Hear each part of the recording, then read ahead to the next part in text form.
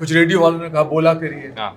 तो हमने सोचा कि अगर मैं ही रेडियो जॉकी बन गया तो आपका क्या होगा। ऑलराइट, ये जाना पहचाना नाम जो है नोबेल प्राइज विनर, जिन्हें मैं कहूँ एक बाल अधिकार कार्यकर्ता, मतलब बच्चों के लिए इतना ढेर सारा काम 144 कंट्रीज में, बड़ा नाम। सर नमस्कार आपको। यह है कैलाश सत्यार्थी सर, जिनसे हम बहुत कुछ सीख रहे हैं, जान रहे हैं। सर एक पोएट हैं, एक ऑथर हैं, सर क्या क्या हैं आप, एक इंजीनियर हैं। इंजीनियर थे। इसके बाद मैं एक पति हूँ जी। मेरी एक ही पत्नी है सुमेधा जी, वही मेरी प्रेमिका थी, वही पत्नी है जी। मेरे 2 बच्चे हैं जी जी जी जी। और आज के बाद मैं आपका दोस्त भी हो जाऊंगा। अरे वाह, क्या बात है, क्या बात है। मेरा पहला सवाल इंजीनियर से ही था, क्योंकि आपने इंजीनियरिंग की और एक लाइफ का यू टर्न आया और आप जो है एक अलग जोन, एक अलग काम में लगे। सर वो क्या चीज, क्या ट्रिगर की आपको वो चीज? सर एक बात नहीं थी, दरअसल मैं पढ़ाई लिखाई में अच्छा था जी।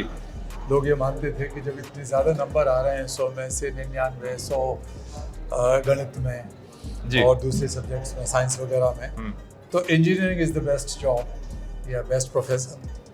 तो मेरे माता पिता, भाई वगैरह चाहते थे मैं इंजीनियर बन जाऊँ। ठीक है। मैं चला गया इंजीनियरिंग कॉलेज में, मुझे स्कॉलरशिप मिल गई और भी पढ़ाई कर ली मैंने आगे।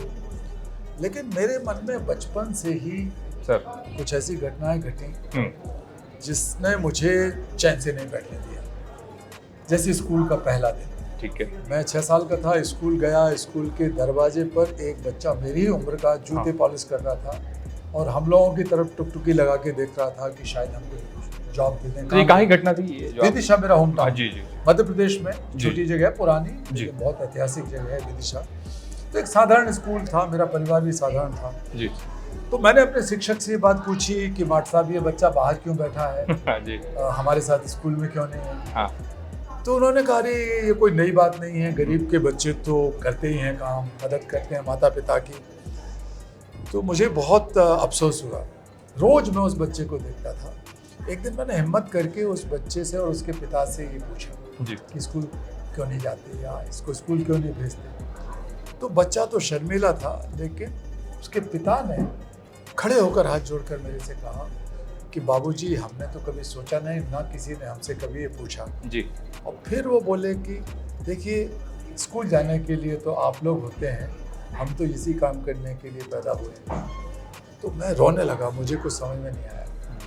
लेकिन उस घटना ने मुझे एक नज़रिया अलग दिया जी कि जो हमारे टीचर्स, हमारे परिवार के लोग, पढ़े लिखे लोग कहते हैं, जरूरी नहीं कि वो न्यायपूर्ण या सच हो। बिल्कुल, वो उनके दिमाग में चली आ रही परंपरा का हिस्सा हो सकता है। ठीक है। तो मैं सवाल उठाने लगा समाज पर कि इतने सारे बच्चे काम क्यों कर रहे हैं अगर भगवान ने हम सबको एक ही बनाया और सब लोग हमें सिखाते रहते हैं हम सब ईश्वर की संतान हैं, सबका ईश्वर एक है, वगैरह वगैरह वगैरह। तो मुझे बहुत अटपटा लगता था कि ये पाखंड है, ये या तो वो सच है या ये सच है। अगर हम सब ईश्वर की संतानें हैं तो सब बच्चों को पढ़ना लिखना चाहिए, सपने देखना चाहिए।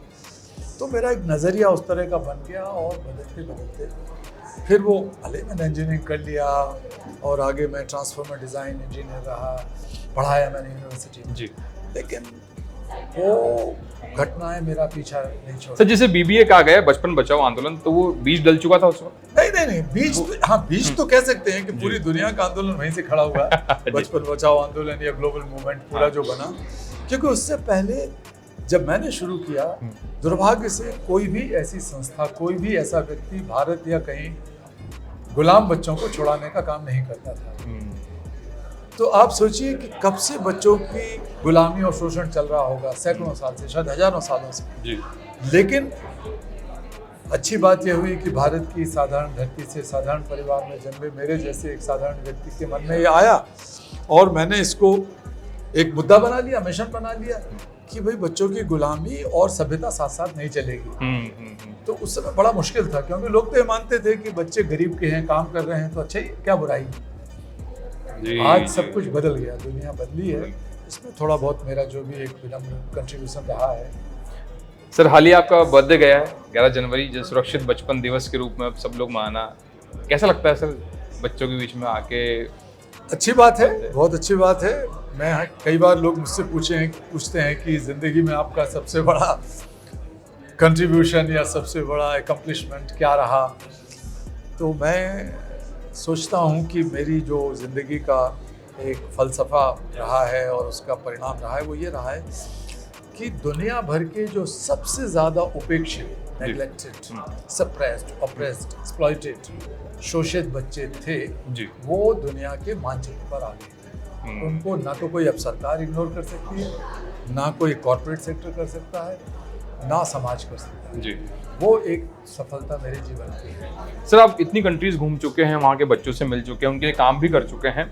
आप जब कंपैरिजन तो नहीं कहूँगा, लेकिन जब आप इंडिया के बच्चों को देखते हैं, भारत के बच्चों को देखते हैं, तो आप पे अभी आपको लगता है कि ये भी अभी सुधार होना बाकी है, गुंजाइश बाकी है? बहुत बहुत बहुत, हर जगह, सारी दुनिया में ये समस्या है, केवल एक गरीब देश की नहीं है। मैं अमेरिका में भी काम करता हूँ, वहाँ भी कुछ लोकल बच्चे और बहुत सारे बच्चे हेती के हैं, मेक्सिको के हैं, आसपास के जो हिस्पैनिक बच्चे कहे जाते हैं, उनको खेत खलिहानों में काम पे लगाया गया है। वो पोटैटो फार्म्स में, टमाटो फार्म्स में, टबैको फार्म्स में, जो तंबाकू के खेत हैं उनमें काम करते हैं बच्चे, बीमार पड़ जाते हैं, फेफड़े खराब हो जाते हैं। अमेरिका, वहाँ भी मैं काम करता रहा हूँ, लेकिन मुझे ऐसा लगा धीरे धीरे करके कि बच्चों की छोड़ दीजिए, महिलाओं की, वयस्कों की, आदिवासियों की और किसी की भी, नागरिकों की समस्याओं का ढंग से समाधान नहीं हो रहा है दुनिया में। जो समाधान करने वाले हैं, समाधान के लिए जिम्मेवार समाधान करता है जी। और जो समस्या से पीड़ित लोग हैं, the problem solvers and problem sufferers, उनके बीच में एक गैप बढ़ता जा रहा है, गहराई बढ़ती जा रही है उस गैप की, क्योंकि ईमानदारी घट रही है। एक सेंस ऑफ मॉरल रिस्पॉन्सिबिलिटी, नैतिक जिम्मेवारी, नैतिक जवाबदेही घट रही है। सब लोग उससे फायदा उठाना चाहते हैं इस सिचुएशन से जी। अब देखिए कि डॉक्टर समस्या का समाधान कर सकता है, समस्या है बीमारी, लेकिन जो बीमार है, पीड़ित है, वो उसके सामने एक क्लाइंट है जिससे वो पैसा लेता है, दे सकता है और ज्यादा से ज्यादा पैसा बना सकता है, उसकी फैमिली से बना सकता है। अस्पतालों में दुनिया के अधिकांश देशों में क्या चल रहा है, राजनेता है, वो समझता है कि ये जो है वोटर है हमारा, इंसान नहीं है, जो हमारा भाई है वो बहन हो सकती है, बेटा बेटी हो सकते हैं, ये सोच नहीं है। नेता की सोच होती है कि हमारा कैसे वोटर बन सके, ये दूसरे का वोटर ना बने, मेरी पार्टी या मेरा वोटर बने ताकि मैं सत्ता में आ सकूं। तो समस्या का समाधान करने की जो संस्कृति है वो घट रही है, और जितने समाधान निकल रहे हैं उनमें से समस्याएं पैदा हो रही हैं। तो हमने कहा कि एक नया अभियान शुरू किया जाए। तो ये Satyarthi movement for global compassion हमारा नया आंदोलन है जी जी जी। तो अब उसमें हम जुट पड़े हैं कि करुणा जो है, कंपैशन, उसको दया, कृपा, परोपकार न माना जाए जी। ये अच्छी चीजें हैं, लेकिन ये करुणा नहीं है। करुणा है कि जब आप दूसरे के दर्द को, तकलीफ को, समस्या को अपनी तरह महसूस करें और एक ऐसा एहसास जो आपको चुप न बैठने दे, आप समाधान करने में जुट पड़े। तो समस्या का समाधान निस्वार्थ भाव से करना ही करुणा है। तो उस करुणा का आंदोलन होना शुरू। अब सर, आपने मतलब आपका इतना हेक्टिक शेड्यूल और उसके बावजूद आपका लिखना, आपकी हॉबीज कैसे मैनेज करते हैं सर?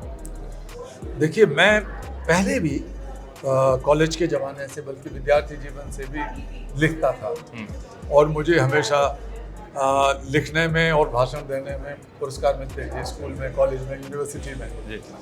तो फिर कुछ संपादकों ने कहा अखबारों के कि हमारे यहाँ लिखा करिए, कुछ रेडियो वालों ने कहा बोला करिए। तो हमने सोचा कि अगर मैं ही रेडियो जॉकी बन गया तो आपका क्या होगा भविष्य। तो मैं उसको सर, आरजे कला सत्यार्थी इतना अच्छा बोलने में तो लिखना मैंने नहीं छोड़ा। तो मैंने बहुत किताबें लिखी, अंग्रेजी में भी, हिंदी में भी, और अपनी आत्मकथा भी मैंने लिखी। जी, बिल्कुल बिल्कुल। और चूंकि मैं हिंदी में सोचता हूँ, मेरी मातृभाषा हिंदी है, मैं साधारण परिवार में जन्मा हूँ, हिंदी भाषी परिवार में, तो मैंने हिंदी में ही लिखा, क्योंकि उसी में मैं अपनी भावनाओं को, अनुभूतियों को ढंग से व्यक्त कर सकता हूँ। तो दिया सलाई, वो दिया सलाई आज लॉन्च हुई। बिल्कुल बिल्कुल बिल्कुल। तो दिया सलाई को मैं अपनी ज़िंदगी के बहुत नज़दीक मानता हूँ, क्योंकि जब मैं छोटा था, पढ़ता था, तो मेरे घर में लाइट नहीं थी, बिजली नहीं थी जी। और इंजीनियरिंग कॉलेज तक बिजली नहीं थी। तो हम लोग लालटेन जला के, और वो ढिबरी होती थी, उसको चिमनी, उसमें जला के, तो मैं देखता था कि एक दिया सलाई की तीली जो है, दिया सलाई, वो इतनी पावरफुल है, दिखती नहीं है वो, जब वो जलती है तो वो लैंप जला सकती है, लालटेन जला सकती है, और इस एक मोमबत्ती से 10 मोमबत्ती, 1000 मोमबत्ती, लाखों मोमबत्तियां और दिए जल सकते हैं। तो लेकिन दिया सलाई में सबसे बड़ी खासियत ये है कि वो स्वयं जलते वक्त ये नहीं सोचती कि बदले में मुझे क्या मिलेगा, वो जला देती है और इसके बाद उसका काम खत्म हो गया। तो मुझे लगा कि यही जीवन है। मैं अगर लाखों लाखों लोगों को तैयार कर सकता हूँ दुनिया में जी, जो बुराई के खिलाफ लड़ सके, अन्याय के खिलाफ, अत्याचार के खिलाफ उठ खड़े हो सके, तो मैं मेरी दिया सलाई बनना सफल होगा। अब सर ज़रूर से मुझे दिया सलाई पढ़नी है और मैं लेके जाऊंगा दिया सलाई और पर्सनली आपको कॉल करूंगा कि सर मुझे कैसी लगी। बहुत बहुत मुझे अच्छा लगेगा। धन्यवाद। बजाते रहो 93.5 रेड एफएम बजाते रहो।